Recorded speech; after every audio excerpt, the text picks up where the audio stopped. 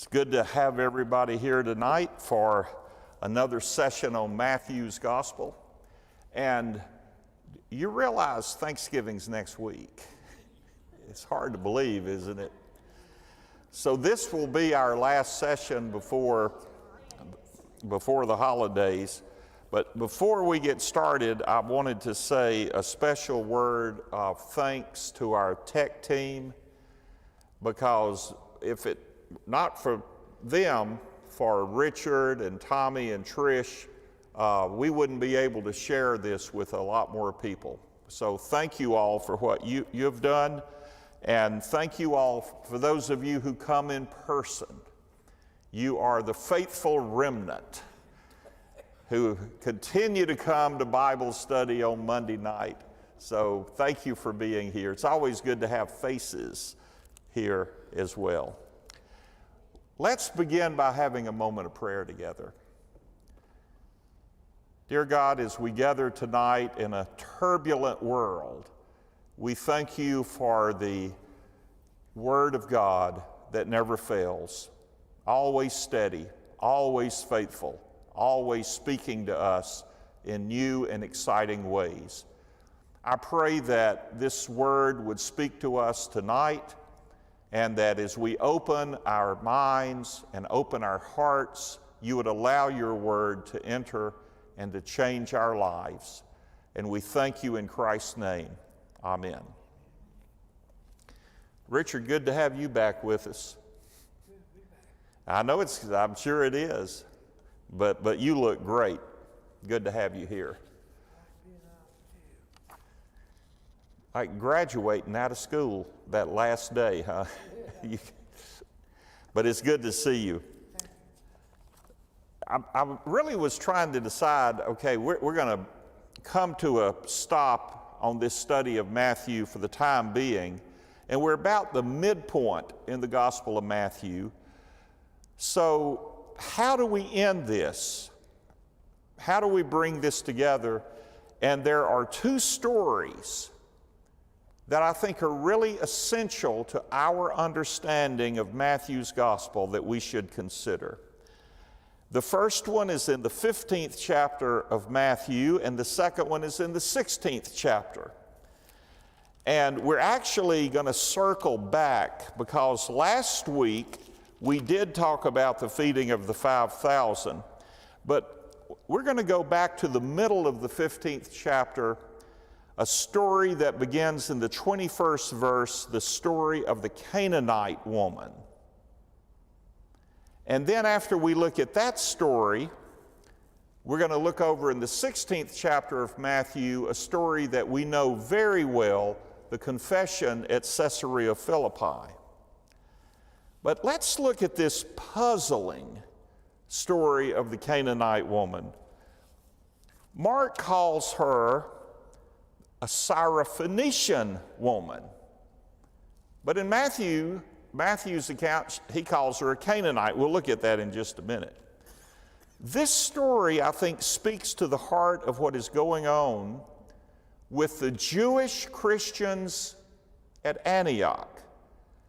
And it also speaks to us about what's going on today in Israel between the Palestinians and the Israelis, and actually what's going on so many places in the world. If you remember long ago and far away, when we started this study on Matthew, I said we think Matthew originally was written to the Christians in Antioch who had a Jewish background. They were still faithful to many of the Jewish traditions, but they were believers in Jesus as the Messiah. But they were having trouble dealing with all of the changes. Their world was changing. Their church was changing. Sound familiar? One of the biggest issues they had was, what in the world are we going to do with all these Gentiles? All these Gentiles who don't follow all of our traditions. And that's why I think this story is so important, because it is a story about a Gentile woman And it is significant on several different levels, not the least of which is Jesus calls this woman a dog. Do what? But he does. Some of you might remember a number of years ago we studied Mark's Gospel. And the same account is in Mark's Gospel. And when we studied it in the Gospel of Mark, I actually wrote a newspaper article about it. It got me in trouble, as many of my articles did. But this is what I said. A couple of weeks ago, in our YMCA Thursday morning Bible study group, Richard, the one that meets now, where you and Robert, the one you're involved with too, we used to meet at the YMCA. And I said we were discussing one of the most troubling passages in the Gospels when Jesus calls a lady a dog. Jesus said, what? Yep, that's exactly what he called her. Mark 7:27, or in Matthew, it is Matthew 15:26. I said, to be honest with you, if I had been the gospel writer, I think I would have just let it slide. Surely he didn't mean it. I mean, it's one thing to have a bad day, but this poor lady came to Jesus pleading for him to heal her daughter, and before anybody could say, would you please pass the jelly? That kind of dates me, doesn't it? Jesus called the poor woman with the sick daughter a dog. Dr. Clifton Black, one of today's premier New Testament theologians that you all know as Jim Black's brother, says we spend an awful lot of time trying to get Jesus off the hook on this one. But the truth is, he said what he said. And try as we may, we cannot erase it. So when we were studying this is still in my article, I said one insightful member of our study group asked the question, if Jesus came to one of our churches today, would we be offended? Or would he even want to stay? Jesus might well be bored to death in some of our churches, but my hunch is he would be kicked out before he got fed up and walked out on his own. You see, Jesus has something to offend everyone. And I went on in the article to talk about liberal churches are offended by Jesus because he talks about sin, and he talks about salvation, and he talks about forgiveness, and he talks about saving souls. Conservative churches are offended by Jesus because he talks about taking care of the poor and the marginalized, and he talks about equality. There's something in the message of Jesus that really can offend everyone. This passage is highly offensive because of what Jesus says to this woman. Now, I want us to remember this, and I think this is something is easy for us to forget. Jesus was a human being. And he was a human being who was at one of the lowest points in his ministry. I mean, we've talked about how it seemed like everything he was doing, people were getting upset, people were rejecting him. He had just had a confrontation with the Pharisees and the scribes. Everywhere he went, people wanted something. They wanted something from him. They brought people to him to heal. They couldn't get enough of Jesus.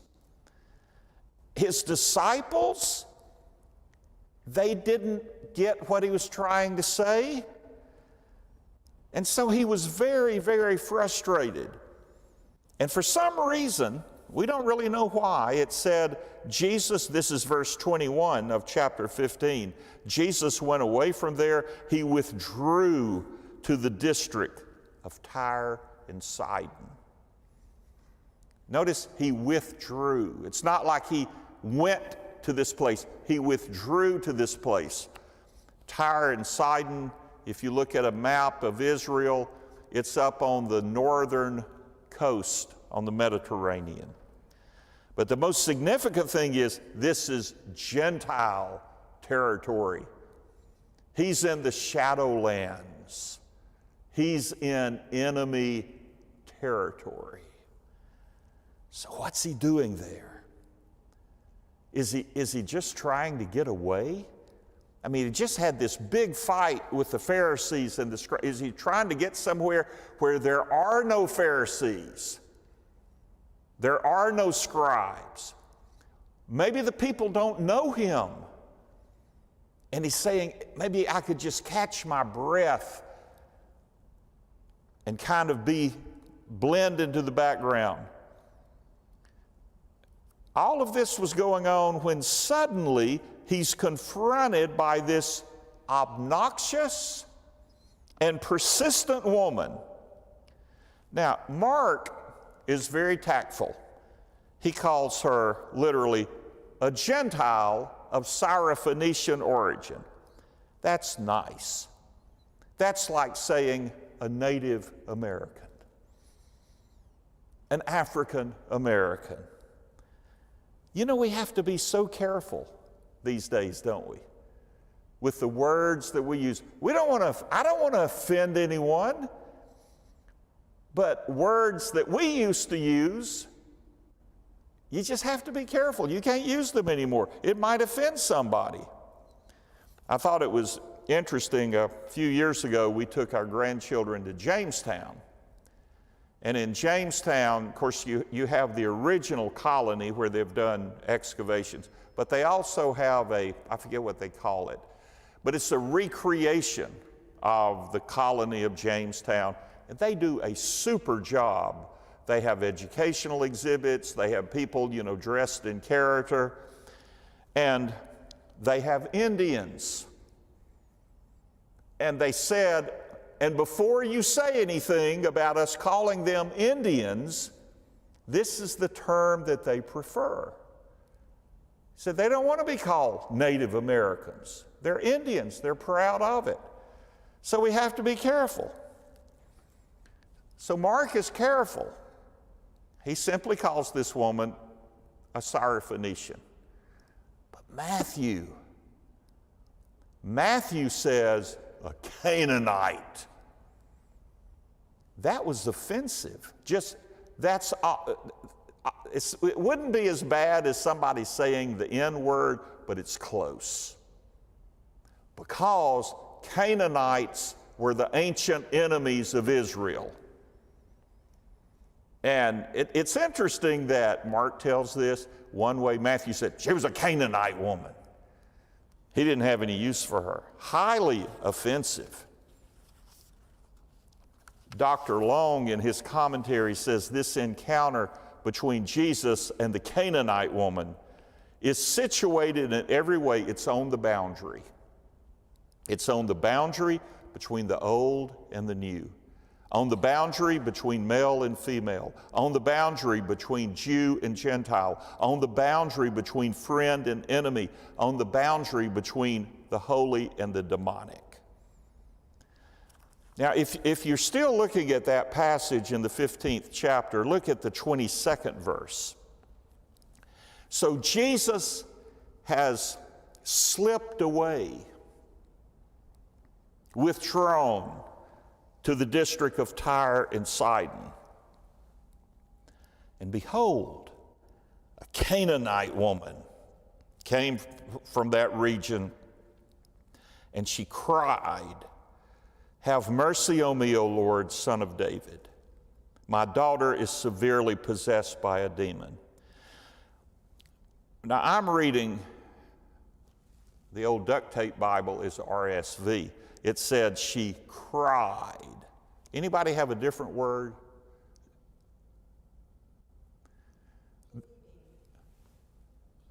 Pleading. Crying out. You know, the word could mean cry. That's probably the best translation. But it could also mean to shout or even to shriek. Now, imagine if she's shrieking and she's not leaving Jesus alone. Well, look at the reaction of the disciples. Well, first of all, when she shows up and she's crying or shrieking, Jesus just ignores her. He doesn't pay any attention to her.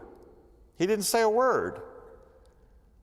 And the disciples said, they came and they begged him, saying, "Get this woman out of here, for she is shrieking after us." In other words, this woman is driving us crazy. Get rid of her. Now, if we remember the original audience, Jewish Christians who were having trouble with what do we do with all these Gentiles, don't you know they would very much just like to get rid of them? Send the Gentiles away. Send the woman away. In Israel and Palestine, what are they saying? Send the Jews away. Send the Palestinians away. We don't want to have anything to do with them. And we often say, send the blacks away. Send the Muslims away. Send the gays away.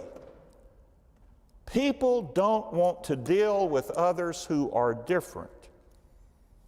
People with whom they are not comfortable.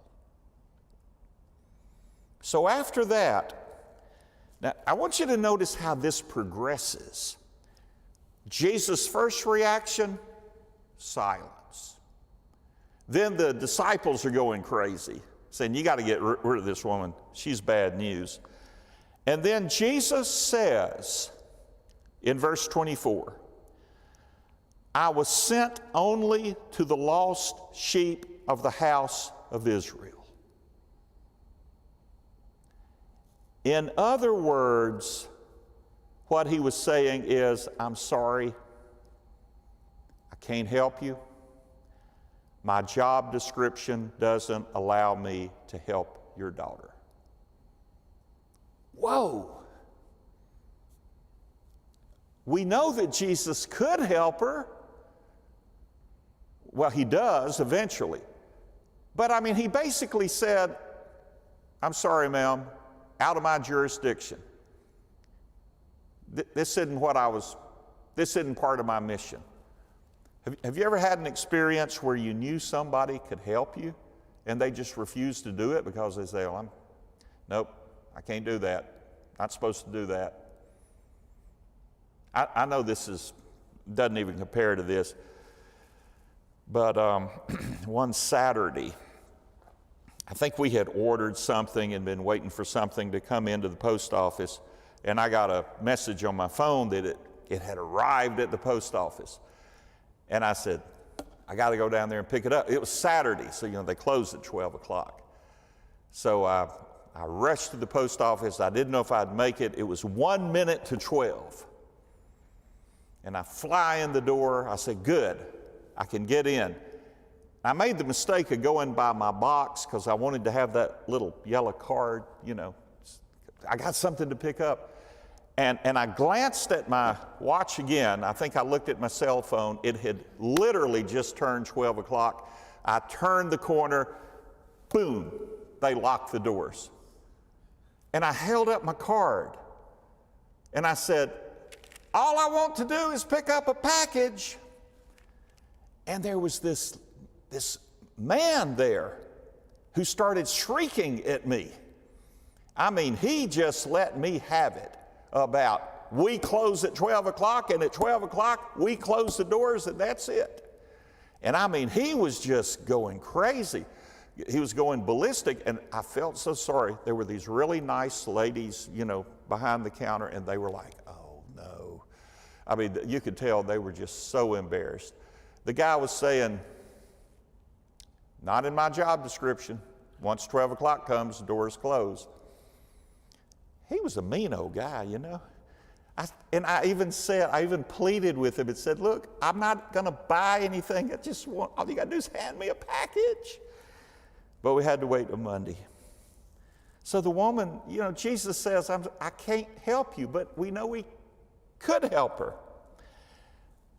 At this point, don't you know most people would have given up? I mean, first, he gives her the silent treatment. Secondly, he said, nope, not in my job description. But look at what she does next.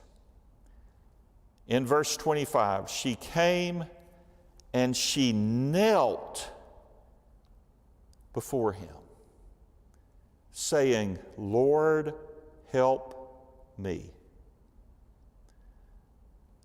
By the way, I want you to notice the number of times that she refers to Jesus as Lord. This is the second time. She knelt before him. That same word is found in Matthew chapter 2, verse 11. When the wise men came, they knelt before Jesus and they worshiped him. Exactly the same word. Now, you would think at this point, this is the third time, you would think at this point Jesus would have said, your faith is wonderful. I've never seen such faith. And so, your daughter's going to be healed. But it gets worse. He goes from silence to not in my job description to now he slanders her and he calls her a dog. He said, it's not fair to take the children's bread and throw it to the dogs. Oh, my soul. In other words, the Jews are the children. The Gentiles are the dogs.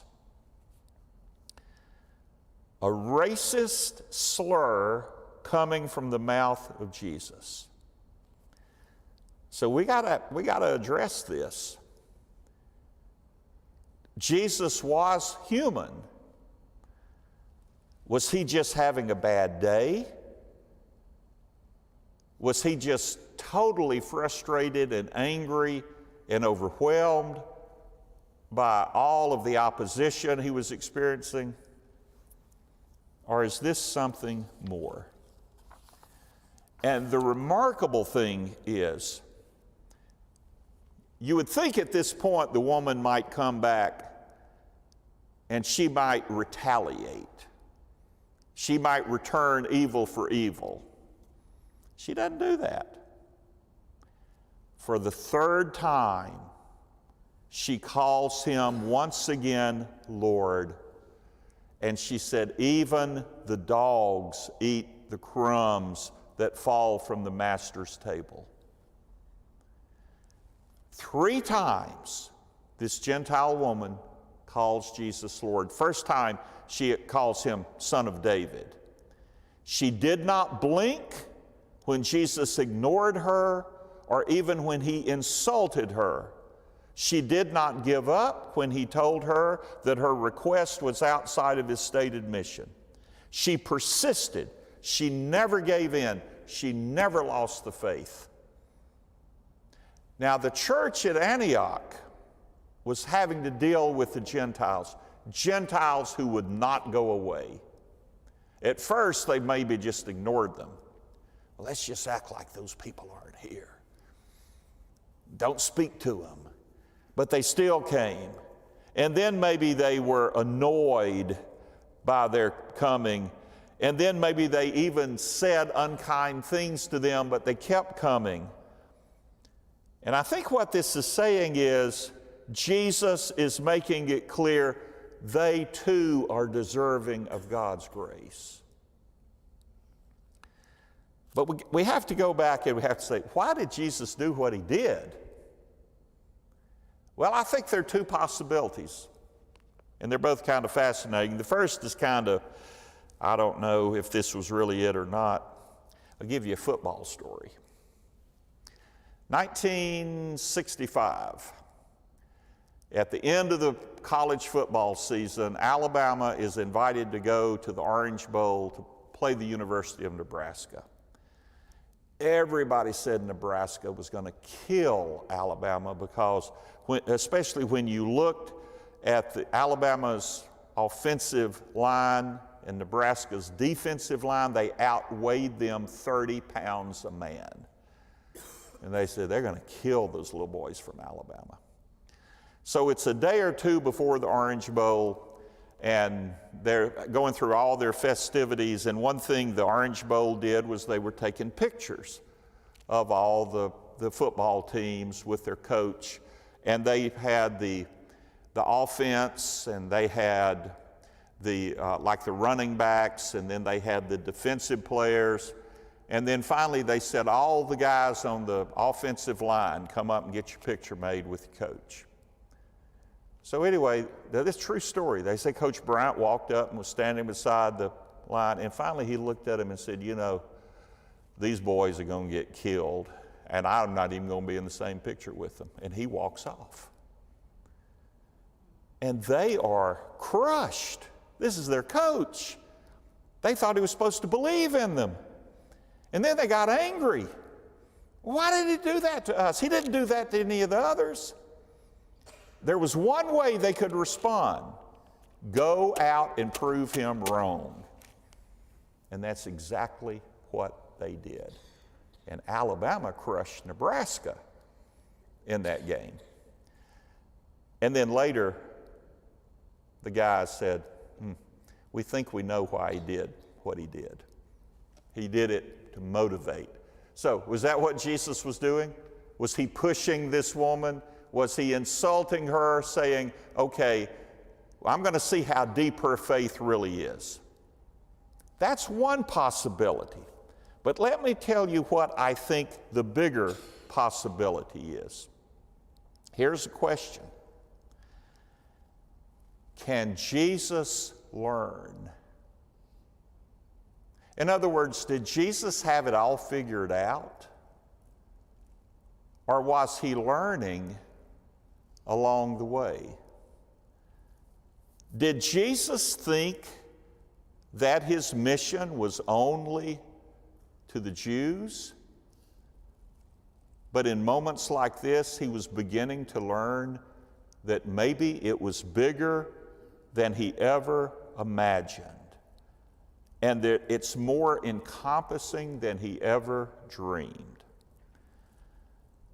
This passage invites us to imagine that God's purpose unfolded throughout the life of Jesus. Hey, Walt. Okay, what would be a third possibility? If you look back, Jesus has helped all kinds of people, Pharisees, Israelites, whatever. And if he was having a bad day, it could have been that he was so put out with the Israelites for not recognizing him and what he was there for, that he was just flustered.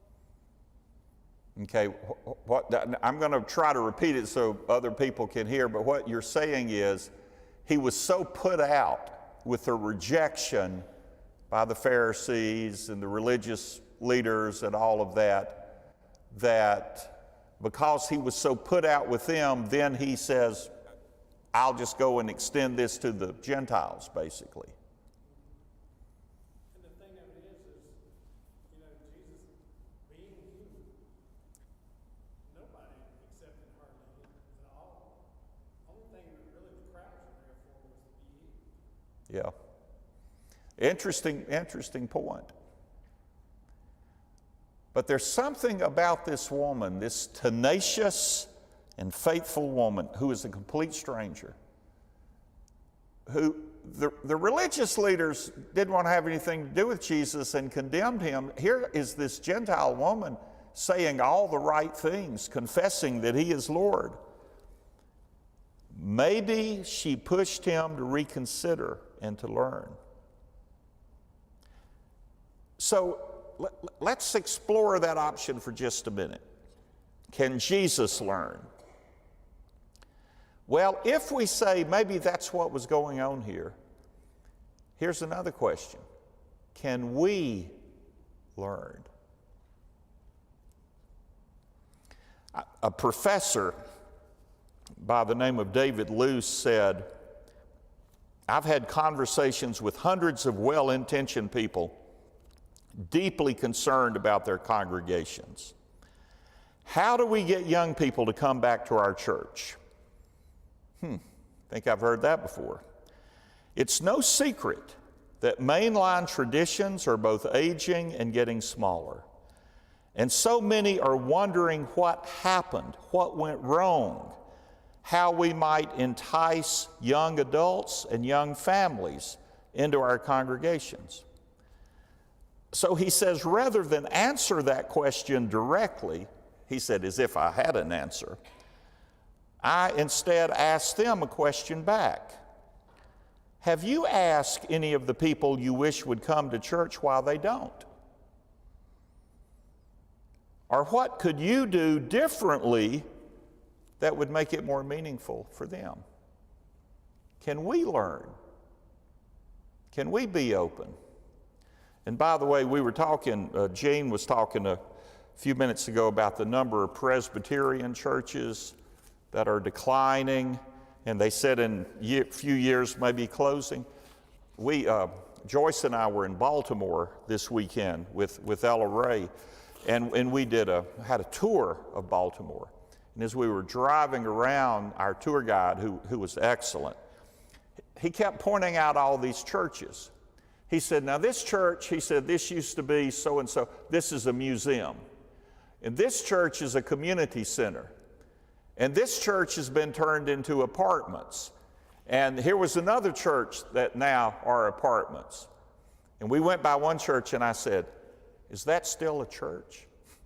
He said, oh yeah, that's still a church. But it's like these beautiful church buildings, very few of those were still churches. What went wrong? Can we learn?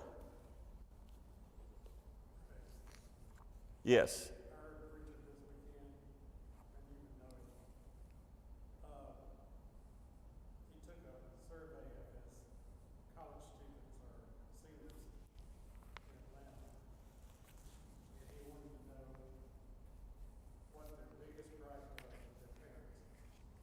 What their biggest gripe was about their parents?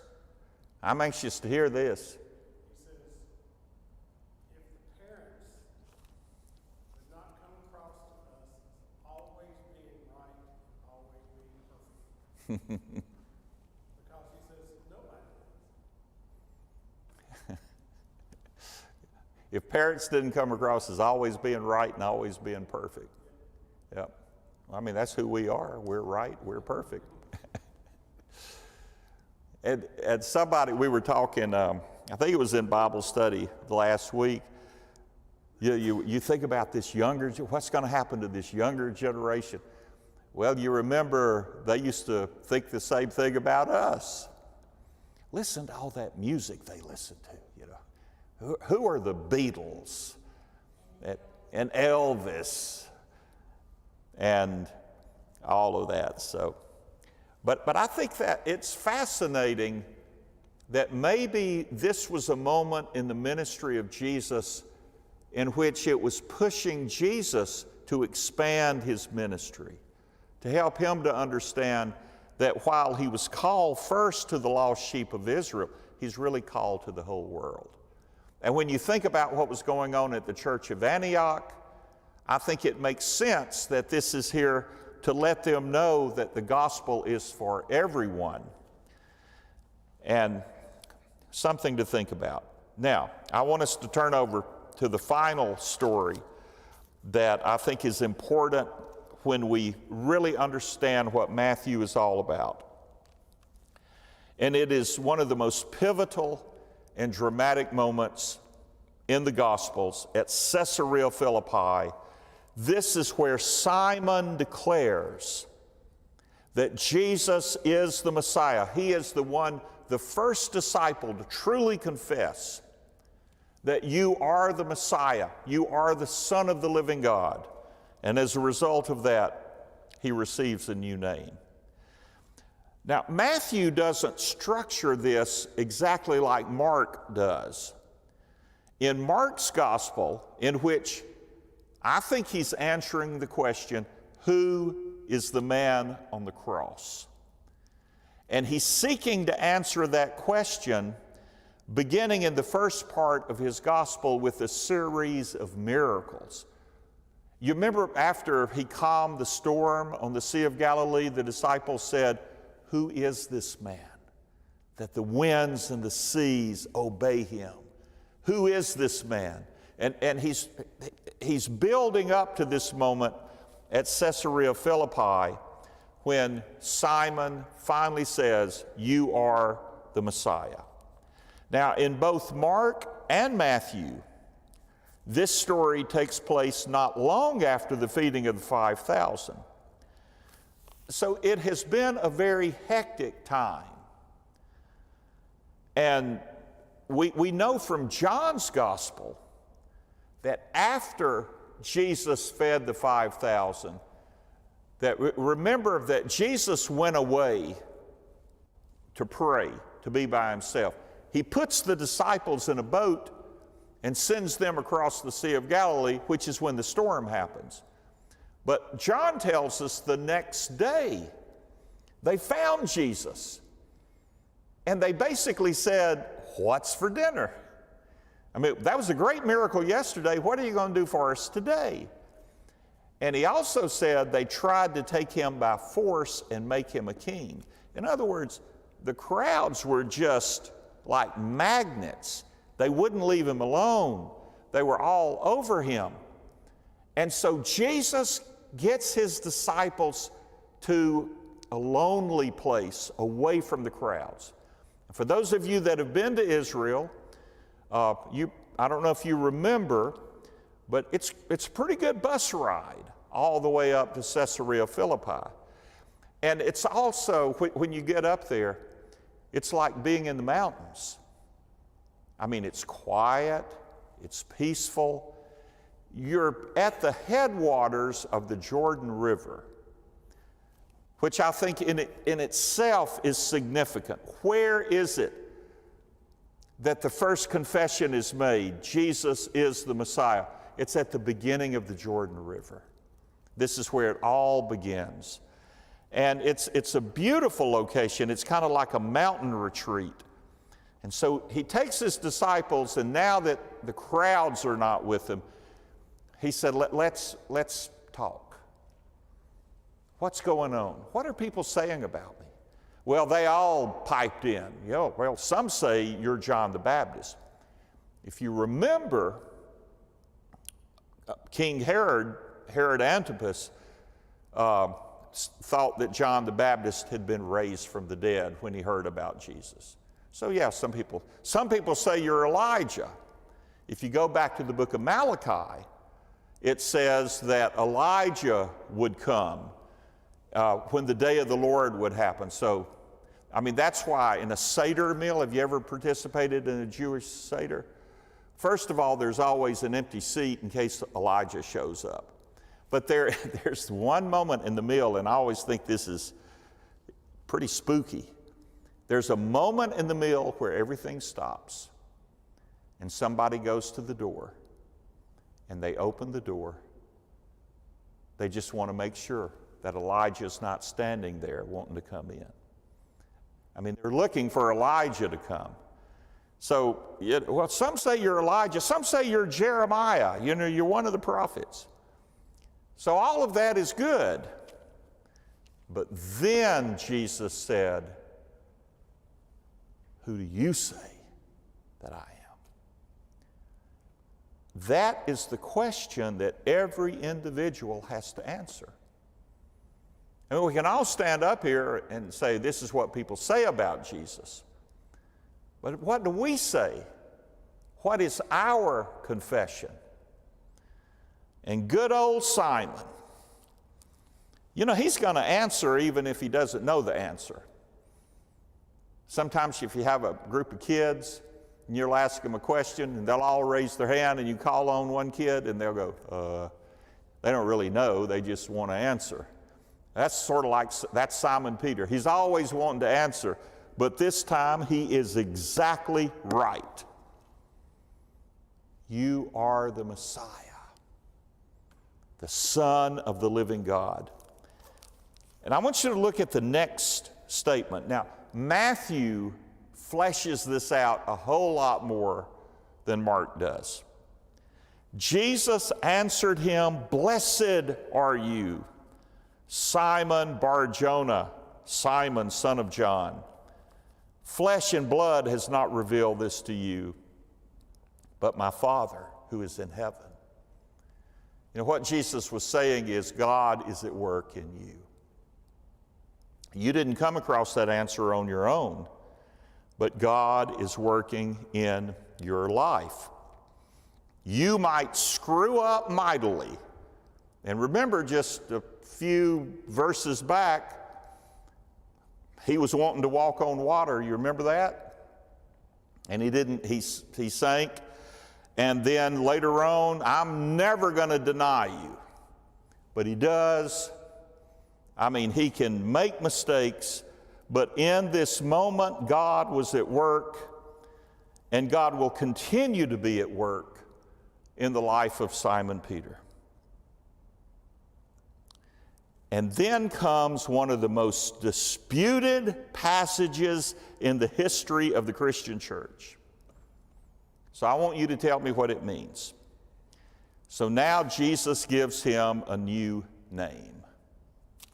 He said, "I tell you, you are," let me get my Greek right, "you are Petros."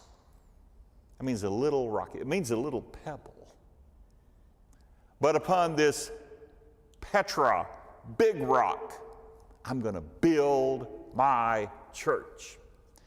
And for those of you that have been to Israel, and you've heard me tell this a lot, this took place Caesarea Philippi, which interestingly was there was sort of some monuments or temples or altars to all different kind of gods. The Romans, let me tell you, the Romans, they love to have, the more gods, the better. I mean, they loved to have people who had their own god, and they honored all the different gods and all this. And so all of this is going on when Simon Peter says, "You are the Son of the living God." The living God, not the God of these rocks. "But upon this big rock, I'm going to build my church." So what does that mean? Well, you know what the Catholics say. When they take this passage, so Peter, it's upon Simon Peter who becomes the head of the first church. And of course, the papacy, every pope comes from the line of Simon Peter. I mean, not literally, but they follow that he's the appointed one, the head of the church. What do most Protestants think this means? Upon this rock. Yeah, Jesus is the rock. Right. In other words, upon this, what is the rock? The rock is the confession. It is upon the confession of faith that Jesus is the Messiah, the Son of God, that I'll build my church. And I've always thought that's what it means. No offense to the Catholics, but it all goes back to us confessing our faith in Jesus Christ as Lord and Savior. And then he says, "I am going to build my church, and the powers of death, the gates of hell, shall not prevail against it." He's saying everything that opposes the will of God, the church is going to continue. The church is going to make it. The church is going to be strong. "And I'm going to give you the keys to the kingdom of heaven. Whatever you bind on earth shall be bound in heaven. Whatever you loose on earth shall be loosed in heaven." Therefore, everybody says, okay, who's minding the gate in heaven? St. Peter. With that in mind, I want to read to you what Barbara Brown Taylor says about all of this. I think it is just excellent. She said, Peter is chosen not because the right answer has occurred to him. On the contrary, the right answer has occurred to him because he is chosen. Because Jesus, in his unsearchable wisdom, his inscrutable way, decided to pick a bullheaded, big-hearted, fallible, stubborn, never-say-die rock upon which to build his church. Peter may not exhibit the flawless character, the intellectual profundity, the spiritual depth I would prefer in the founder of my church, but I'll tell you this, I am really glad to hear that he is the one in charge of heaven's gates. Someone like him may understand someone like me. Someone who finds answers hard to come by, who finds it easier and safer to repeat other people's answers because I have not thought about my own, or because my own do not sound good enough, or because I do not trust God to help me with them. Peter may understand someone who goes ahead and says things and then regrets them, or make brave promises like even that I will never deny you, and then lose his heart, saying not once but 3 times, I do not know this man. If Peter is the rock upon which the church is built, then there's hope for all of us because he's one of us, because he remains God's chosen rock, whether he's acting like a cornerstone or a stumbling block, and because he shows us that blessedness is less about perfection than about willingness. That what counts is to risk our own answers, to go ahead and try to get up one more time, then we fall. But it's not Peter, it's the confession. And this is where Jesus builds his church. So, do you have any thoughts about those 2 stories that I think that kind of serve at the very heart of Matthew's gospel? Walt? Before we hit chapter 16, he's fed 4,000 people. Yeah, there's another feeding. Not only has he fed another 4,000 people, but you know, right before they go to Caesarea Philippi, we have this thing where they were going to the other side on the boat, and they were about halfway there, and well, who's got the bread? Well, I don't know. You got the bread? No, I don't have the bread. They forgot the bread. And then they get all upset that they didn't have any bread, and then Jesus looks at them after he's fed 5,000 and then 4,000. Say, what are you guys worried about? You know, where have you been? Did you miss the dinners? It's sort of like, where is your faith? And that was one reason he was so frustrated. Of course, I'll tell you something about the disciples. The disciples are the keystone cops in the gospel. They're always bumbling and stumbling and making mistakes. And we're always saying, those disciples, they just don't get it. And then we say, yeah, just like we don't get it. Because we are the disciples. But the thing is, Jesus keeps pulling us up and helping us along the way. Well, thank you. Thank you for being a part of this. And our Monday night study will start back the Monday night after the MLK holiday. I don't really have that date right in front of me, but I think the holiday's a little early this year. So it'll probably be about the maybe 3rd, 4th week of January. Well, that's a good question. We'll either go back to Matthew or maybe I'm thinking about doing Ephesians. Some of us are planning to go to Ephesus, and I thought, well, maybe Ephesians might be a nice little excursion before we eventually get back to Matthew's not going anywhere. Neither is Ephesians. But thank you for being here. Hope to see you soon.